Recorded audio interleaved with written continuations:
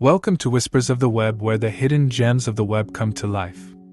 Join us as we unravel the most fascinating tales, secrets, and discussions from across the web. Every whisper has a story.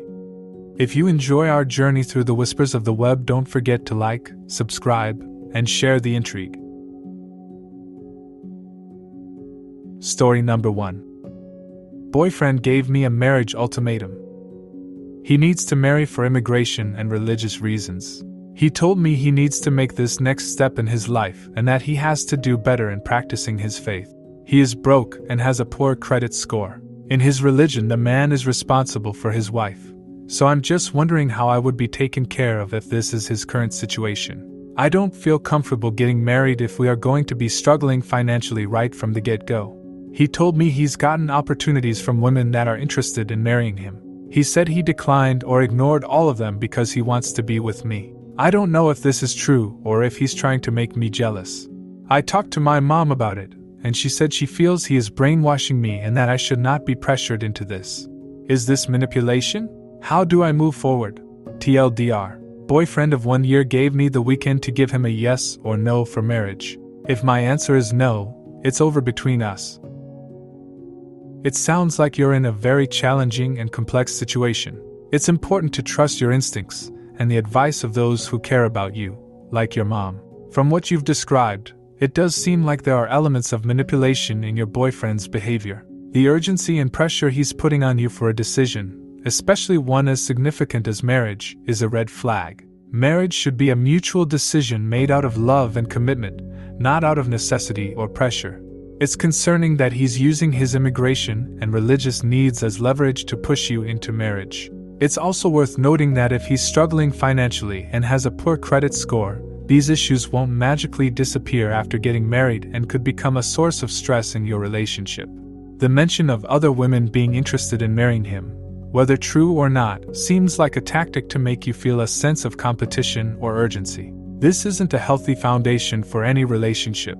Considering all these factors, it might be time to seriously consider whether this relationship is in your best interest. If you're feeling pressured or have doubts, it's okay to say no and prioritize your well-being. It's crucial to be in a relationship where you feel valued and respected, not one where you feel pressured into making life-altering decisions. Take the time you need to think this through thoroughly. Talk to people you trust, and consider seeking professional advice if needed. You deserve a relationship that brings you happiness and security, not one that leaves you with doubts and concerns. Story number 2. My girlfriend, 30 female, is upset at me, 32 male. She doesn't want to have internet or Wi-Fi at the house. We have lived together over a year, and we have our good and bad times, and lately it's been rough. She's gone from the house all the time. She rarely shares where she is or where she goes. She spends time with me less and less. I've talked to her about this and how I feel a need for more time together, but to no avail. When we moved into this house to live together, she told me she didn't want to have internet, Wi-Fi, a TV, or a computer. All things I enjoy, and I used to love more hobbies like playing my PS5, my PC, watching sports, etc. But it was very important to her. I agreed and was more than willing to sell my things, earn some extra money, and focus on her and her hobbies. She much prefers board games, time in nature, etc., and I honestly love those things too. At first, she gave me a lot of her time and our time together was great. Lots of time with board games, outside, playing sports together, being active, etc. So much time outside of work was just us. Over time she's found new hobbies, new things to do outside of us, and that has left me alone quite a lot lately. Sometimes for 5 to 10 hours per day, some days less but some days more. The short of it is, I'm bored, with nothing to do but other things I'm not really interested in. I don't want to go out, but I don't want to be stuck here at the house by myself with nothing to do except chores, be on my phone, or sleep. I told her I wanted to get back into gaming, get a TV, PS5, and internet. She blew up and was pissed, yelled at me, and refused to talk to me about it. She left the house for the rest of the day and was gone 7 to 8 hours. But during that time, instead of being bored again while she was gone, I went ahead and did the things I said I was going to. Well, today is the following day, and I just told her what I purchased, and did so to be clear about it and not hide it. She got angry, said I knew having internet was a deal breaker and I did it anyway, said some other hurtful things, and then asked me to leave. I'm sure I could have communicated this better, but I just want to know if I can save this somehow, and still have something to do like game or watch some TV, even if only while she's gone. I told her while she was home or wanted to go out together that I would always give her and the home 100% priority. And I mean that, but that didn't matter. TLDR. I willingly gave up gaming and internet for time with my girlfriend. She's gone more now and I want to get internet and game in my free time when she's not here. And she's livid. Can I make this work? It sounds like you've made significant compromises for your relationship, and it's understandable that you're feeling frustrated. Relationships are about balance and compromise, but it seems like your girlfriend's demands are quite one-sided and controlling, insisting on no internet, Wi-Fi, TV, or computer in the house, especially when these are things you enjoy, is quite an extreme request. It's concerning that she spends so much time away from home, leaving you feeling isolated and bored. While it's great that you enjoy some of her hobbies like board games and spending time in nature, it's also important to have your own interests and activities that make you happy. Her reaction to your desire to reintroduce gaming and internet into your life, especially considering you only plan to engage in these activities when she's not around, does seem unreasonable.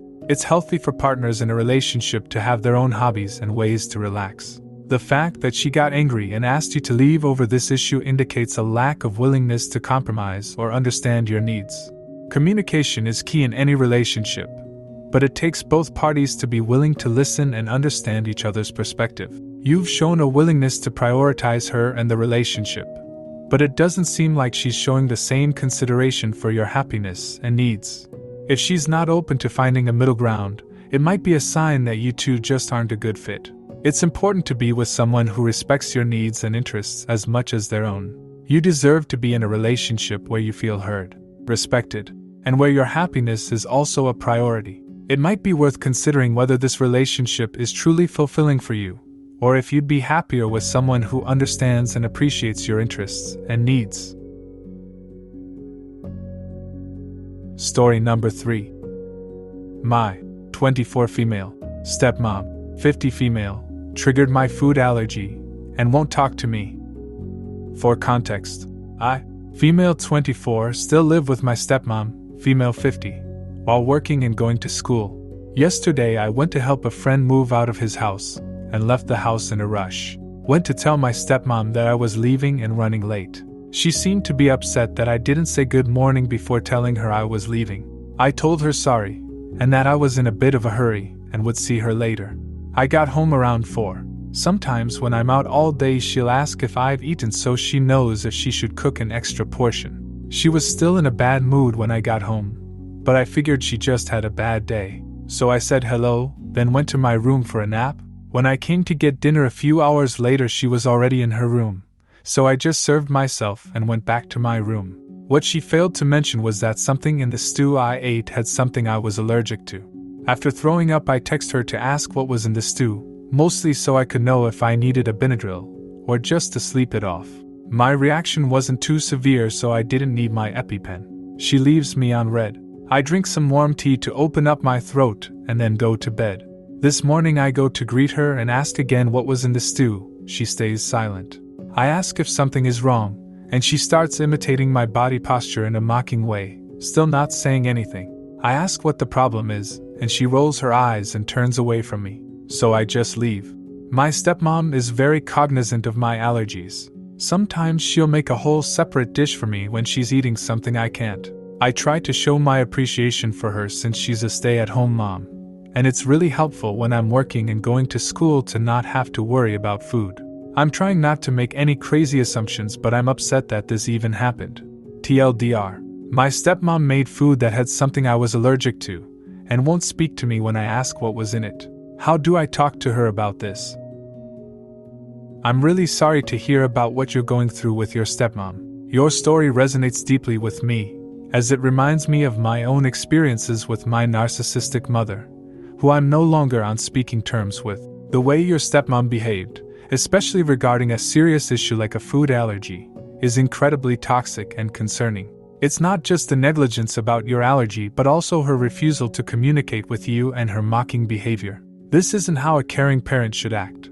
Given your stepmom's awareness of your allergies and the drastic shift in her behavior, it's understandable that you're upset and confused.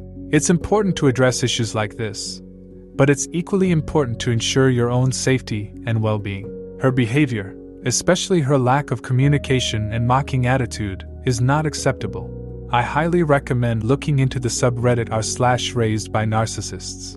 It's a supportive community where people share similar experiences with parents or step-parents who exhibit narcissistic behaviors. Reading through others' experiences might give you some perspective and coping strategies, and you might find comfort in knowing you're not alone in dealing with such challenges. When it comes to talking to your stepmom, it's crucial to approach the conversation calmly and clearly express how her actions affected you.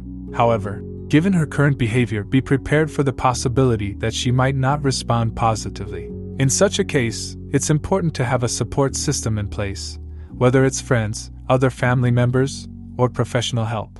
Your health and well-being should always be a priority. If the situation at home becomes too difficult to manage, consider creating a plan to move out or seek alternative living arrangements. You deserve to be in a safe and supportive environment, especially at home. Take care of yourself, and don't hesitate to reach out for help when you need it.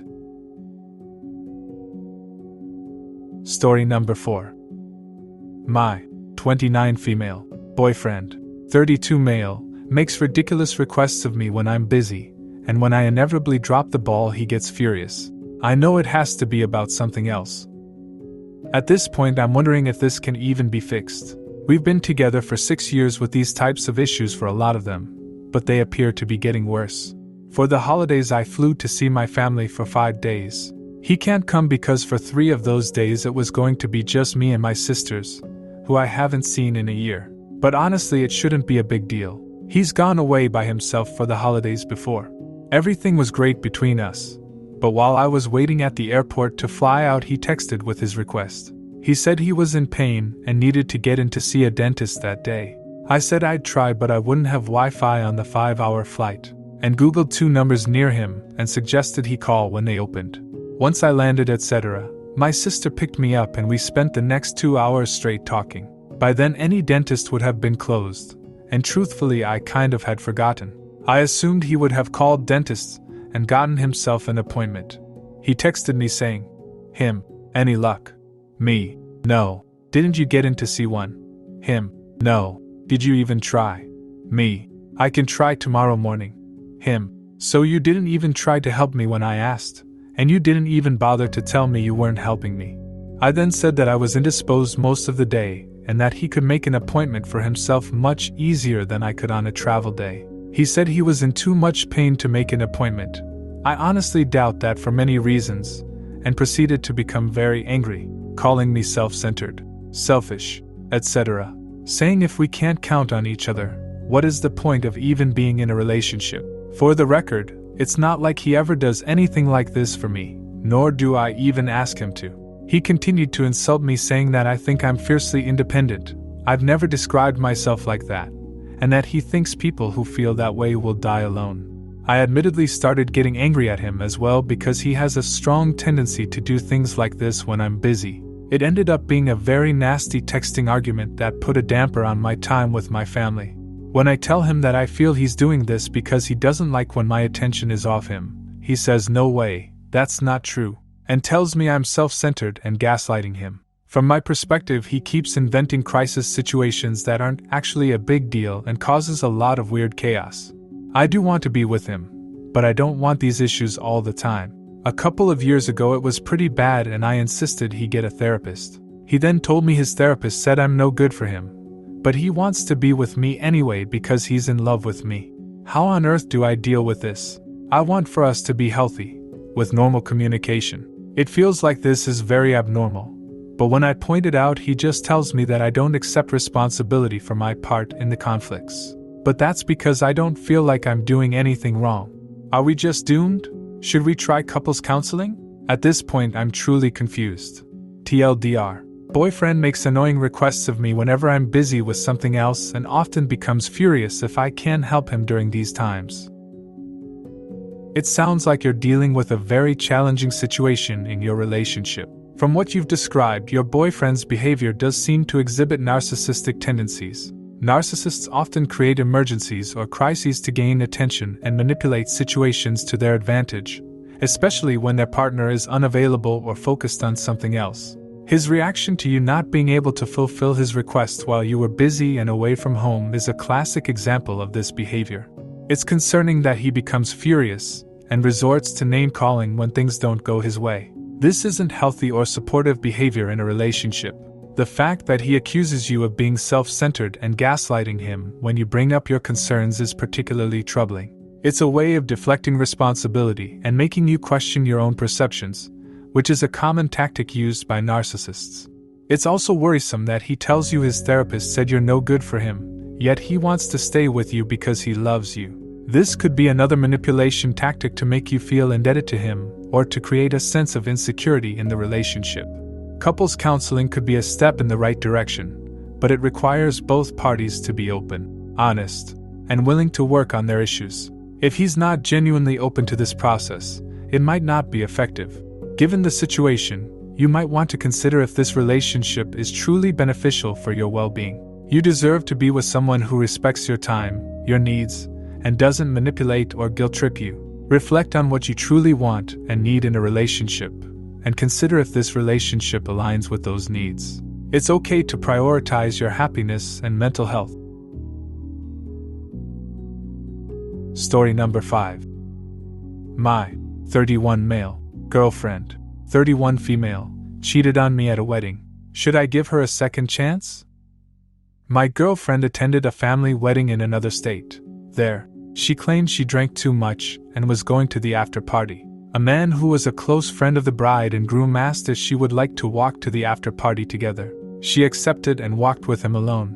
While walking, he planted a kiss on her, which she rebuffed and explained she had a boyfriend. She thought everything was cool and decided to continue with him. However, he did the same thing again, except this time they made out for about a minute before she pushed him away and took an Uber back to the hotel. She flew back home the next day, and a few days later she told me about what happened and was transparent about everything. Since it's a wedding, there was plenty of video and photos of the reception, so I combed through all of them to verify her story. I asked her why she thought it was a good idea to walk alone with a guy. She said she didn't think much of it because he was a close family friend of the bride and groom. I then asked her why she continued to walk with this guy even after he had already kissed her. She said that she was naive about his intentions and her being drunk didn't help.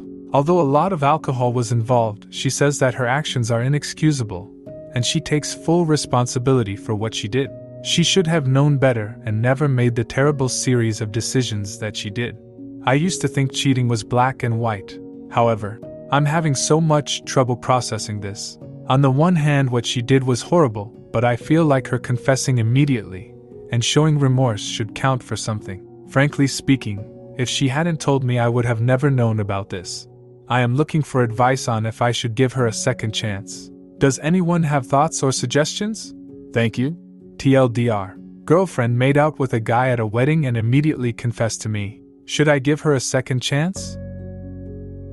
It's a tough and painful situation you're in, and it's understandable that you're feeling conflicted. The fact that your girlfriend came forward and confessed what happened is significant.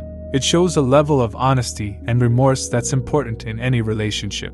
Everyone makes mistakes, and sometimes those mistakes can be hurtful. The willingness to own up to them and take responsibility, as your girlfriend has done, is a positive sign. It's also worth noting that the incident was limited to kissing and didn't go any further. While this doesn't excuse the action, it does suggest a level of restraint and possibly indicates that her feelings for you and the relationship are genuine. The influence of alcohol, though not an excuse, can sometimes lead to lapses in judgment. Given these factors, and if this is the first time something like this has happened, it might be worth considering giving her a second chance, especially if your relationship has been strong and healthy otherwise. Trust is a crucial component of any relationship, and it's been shaken here, but it can be rebuilt over time with open communication and mutual effort. It would be beneficial to have an open and honest discussion about how this incident made you feel and what both of you can do to move forward and prevent similar situations in the future. This might include setting boundaries or addressing any underlying issues in your relationship. You might also want to consider couples counseling. A professional can help guide you through this difficult time, helping you both to understand each other's feelings and how to rebuild trust.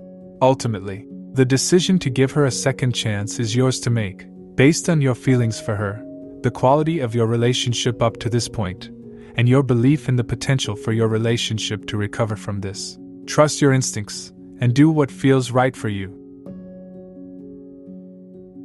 Thank you for joining us for today's journey through the whispers of the web. Share your thoughts and suggestions for our next adventure. If you're not yet a part of our whispering community, click the subscribe button and click the bell for notifications to never miss out on another story.